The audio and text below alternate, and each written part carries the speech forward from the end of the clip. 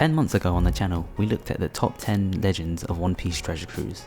Since then, there's been 30 new legends added into the global version of the game, so it's about time we revised and updated the list.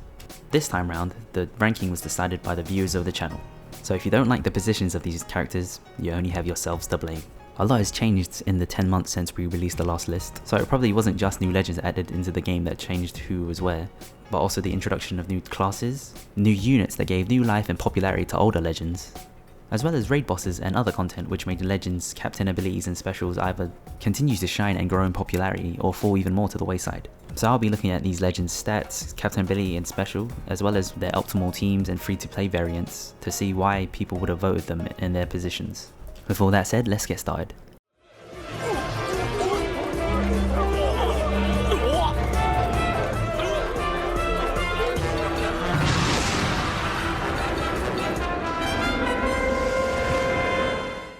At number 10 we have Jinbei, who is an int powerhouse fighter. He has very high HP at 3400, very strong attack at 1440 and a very respectable 347 RCV. His captain ability boosts the HP of fighters by 1.5 times and the potential to boost their attack by 2.75 times. Now right off the bat you can see why he's very powerful. He has amazing stats and a HP boost is very important in the current meta of the game. Not only that, his 2.75 times attack boost is very easy to obtain, so you can have a 2.75 times attack boost on all 6 of your guys.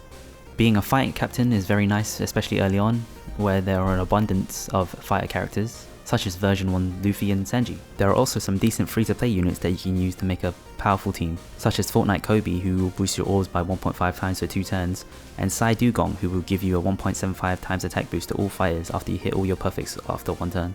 This is especially nice because Jinbei special will give all your units matching orbs if they're fighters. If you're running 2 Jinbeis as your captains, you will also get 2 turns of perfect orbs without a need of a locker, getting full boost of the 2 turns of Kobe orb boosting. And if you add rare recruits into the mix, you can also get a Koala who will boost fighters by 1.75 times, and Senior Pink who can boost orbs by 1.75 times for 1 turn. A combination of these 2 units will obviously allow you to burst a bigger amount on 1 turn, so Jinbei teams are obviously very solid and safe to use, thanks to the strong attack boost that's easy to maintain and a nice HP boost as well. He's also relatively free to play friendly since you have a lot of nice units to choose from. However, some of his drawbacks are obviously that the 2.7 times attack boost isn't as strong as the other legends on this list, and of course only being limited to fighters can be annoying.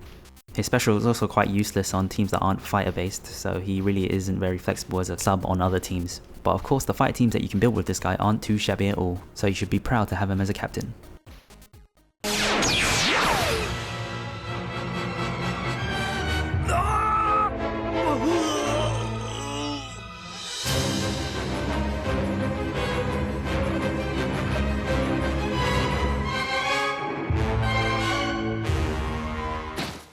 At number 9 we have Borsalino, but I'm gonna call him Kizaru, because that's easier to say.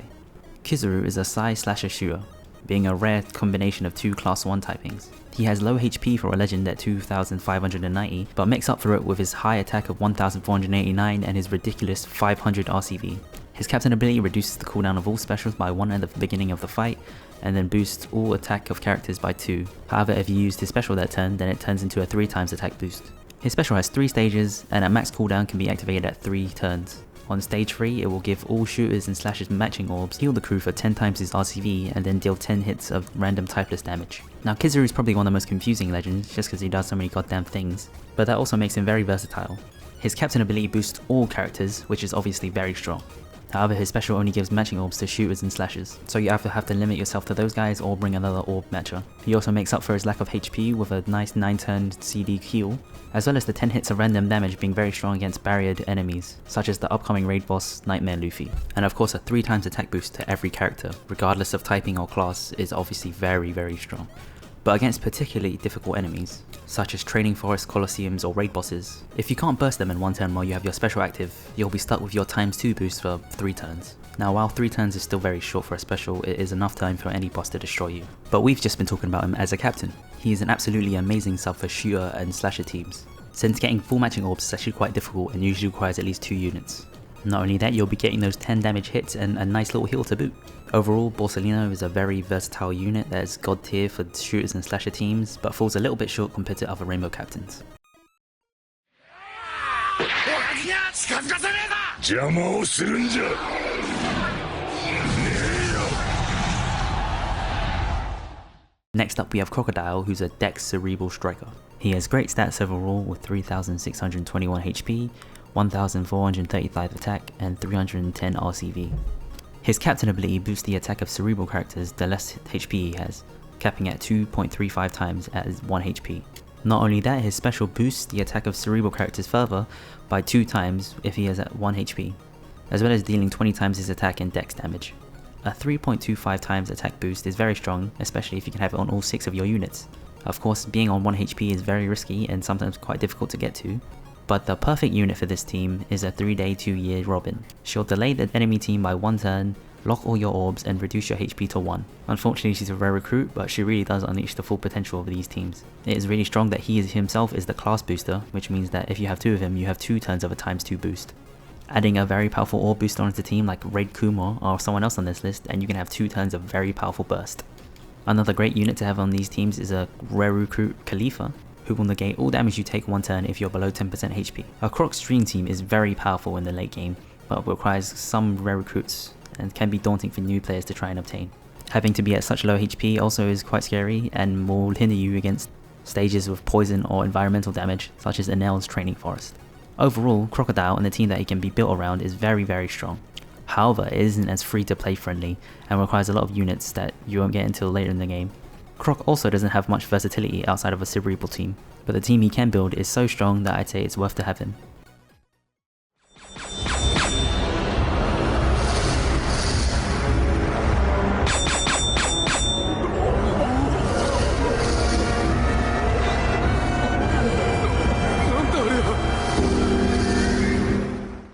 At number 7 we have Sengoku the Buddha, who is a Psy Cerebral Fighter.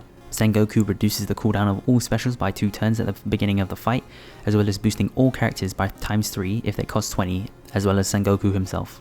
He has great stats overall at 3429 HP, 1338 attack, and 389 RCV.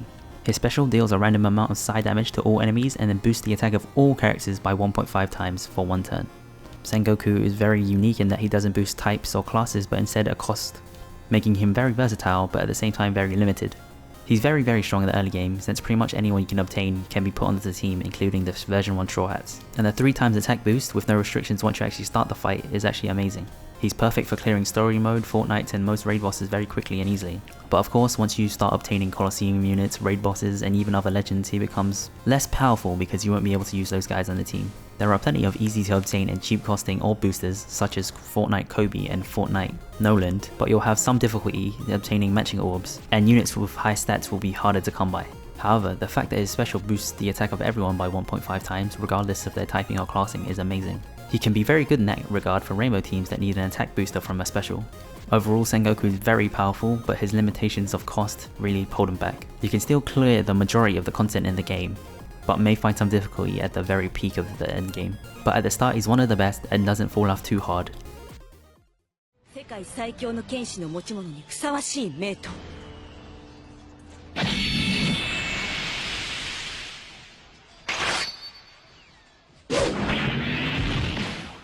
At number 6 we have Mihawk, who is an int slasher. He only has 120 LTV, but makes up for it with his massive 3900 HP and 1490 attack. His HP and attack are monstrous, and his RCV doesn't really matter at all considering you'll probably be using a Mihawk boat, which will reduce your RCV anyways. His captain ability boosts the attack of slashes by a variable factor between 2 and 2.75 times, depending on what you hit on a chain. So if you hit a perfect, the next attack will have a 2.75 times boost. So far he just looks like a slightly more powerful version of his raid boss form, but what sets them apart is their specials. Raid Mihawk of course cuts HP by 30%, which is very powerful, but Legend Mihawk will deal 50% of the damage you dealt last turn to the enemy. So say you dealt 2 million damage to the enemy last turn, which is very doable with a slasher team, your special will do 1 million damage. So Raid Mihawk special is obviously better to be used at the beginning of a fight, while Legend Mihawk's is to be used after you've already done your turn of burst. While both specials are very powerful in different situations, a lot of bosses will do something very dangerous at 20% HP or less, so if you can't kill them in one turn, bursting them and then dropping them to 30% HP or so, and then using this special will instantly kill them. It is also almost mandatory to use it against bosses that revive, such as Raid Boa and Raid Kizaru. Slasher teams are obviously very easy to build, with units like Arlong for very high attack and Raid Doflamingo for orb matching and orb boosting, and very free to play friendly, with Brownbeard being a slasher booster from the Colosseum. In terms of class-based teams, slashers are not only the easiest to build, they're also one of the most powerful as well. Legend Mihawk Special can also deal ridiculous amounts of damage on both slasher and rainbow teams, and is irreplaceable against certain bosses. 誰が何を知っちまったか頭の中はわからねえ。だからロウも麦わらもお前らも全員皆殺しだ! Up next we have Doflamingo, who is a quick cerebral driven unit. He has a kind of low 2800 HP, but more than makes up for it with his 405 RCV and a ridiculous 1530 attack, the highest on global at the moment. His captain ability boosts the attack of driven characters by 3 times until you miss a perfect, which is obviously very strong but very risky. It also means you can't take advantage of his high RCV because healing means you would break your chain and lose your perfects. But really, there's no real point talking about his captain ability because the reason he's so high up on this list is because of his special. He gives the 3 adjacent units to him matching orbs and then boosts the power of orbs by ×2 for 1 turn. Now giving 3 matching orbs is already really strong, and boosting orbs by ×2 is also really strong by itself, but putting them together is just madness. The power this guy gives you is just immense, and you can put him on pretty much every team even if he himself doesn't get an attack boost from the captain. Most teams will require you to get an orb booster and an orb matcher separately, but having a guy that can do both, plus having a ridiculous amount of attack is just so good. Now obviously you have to get matching orbs on the other 3 guys, but really that isn't much of a drawback on Doflamingo himself. He probably has the most powerful special in the entire game, and if we were judging purely off that, he'd probably top this list. Suck it, Raid Doflamingo. I'm just kidding, you're really strong as well. Although he would make a good captain for driven teams, it's quite risky to use him, and he truly shines as a sub for pretty much every team. こいつらこれ式で俺を殺せると思ってやがる。助けなんざいらねえよ。俺は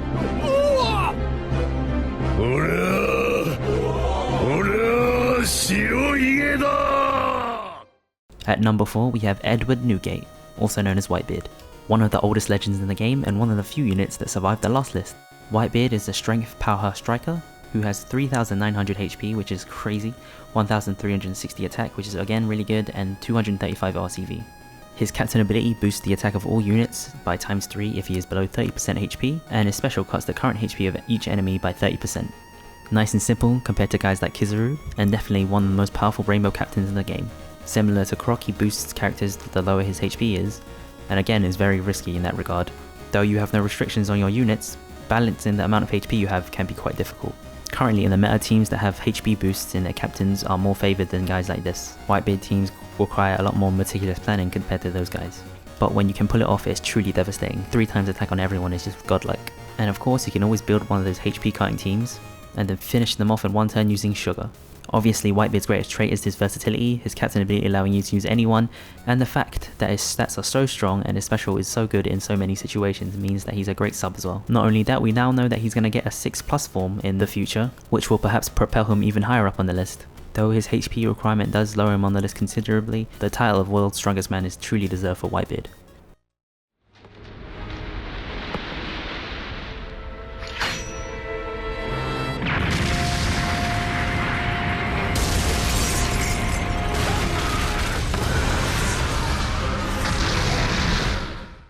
At number 3 we have Isho, who is an int-driven powerhouse.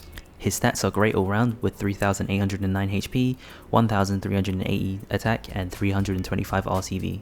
His captain ability boosts the HP of driven characters by 1.5 and their attack by ×3 if they have a matching orb, or 1.5 times otherwise, as well as making RCV and TND orbs beneficial. A HP boost of 1.5 times is actually very good, comparable to Jinbei, but unfortunately Jinbei only boosts by 2.75 times for fighters, whereas Isho can give you a 3 times boost. Not only that, he makes RCV and TND orbs matching, making specials a lot more easier to give you matching orbs.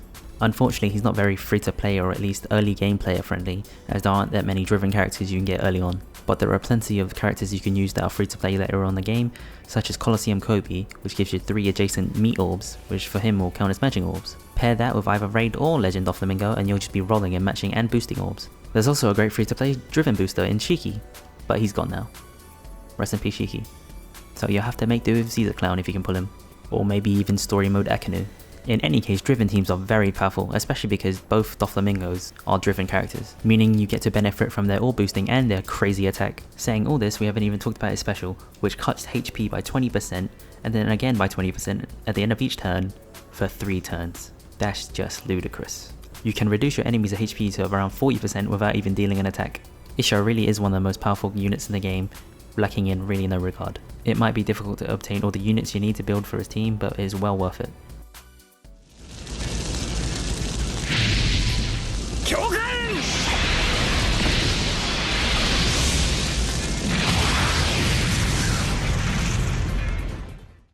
At number 2 we have Blackclad Ace, another survivor of the previous list. It's also quite funny that the reason he was quite low on the previous list was because Zephyr wasn't out in the game, and by the time we made this list he's been in the game and then removed again. Rest in peace Zephyr. But if you weren't able to obtain him, you can make do with either the rare recruits Idio or Colosseum Apu. They all only boost by 1 turn, whereas Zephyr boosted by 2. Which sucks. I mean, not for me because I already have Zephyr maxed, but it sucks for you guys. Ace is a dex free spirit shooter who has a crazy 3818 HP, a good 1352 attack, and again very good 321 RCV.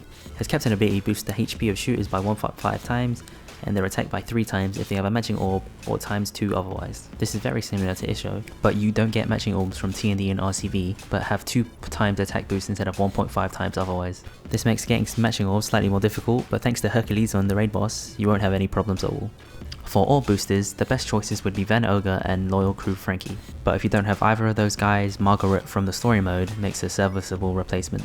Now if you're able to assemble the dream team, with Zephyr, Loyal Crew Frankie and Herculesen, you can use Stronghold Ace's special, which reduces the current crew's HP by 40%, then timesing that by 15 and dealing that amount of damage to the enemy, as well as knocking your orbs down. You can do a ridiculous amount of burst over 2 turns. His weaknesses are pretty similar to Eiichiro in that you are restricted to a class, and the units aren't very easy to get early on in the game. His special also is powerful but not as good compared to Eiichiro in other teams that aren't his own. Using Ace's ship means you will have a crap ton of HP with his captain ability to boot as well, but the damage done on other teams won't be as high. But having a ×2 attack boost instead of 1.5 times like Eiichiro is pretty good, and you'll definitely be sturdy enough to reach the final boss where you can do your massive amounts of damage. Though Shooter isn't as popular as other classes, Ace really does bring them to the forefront. You can't really use his full potential early on in the game, but late game he is a monster.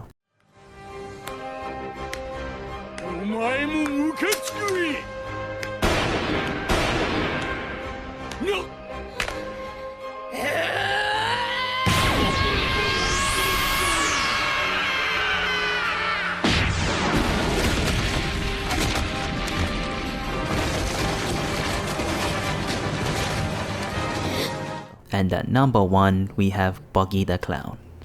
I mean, I'm pretty surprised that Buggy's number 1, he wasn't even on the poll, and you know I'm joking because obviously it's Log Luffy.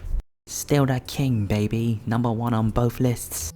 Log Luffy is a free spirit fighter who has 3440 HP, 1430 attack, and 351 RCV.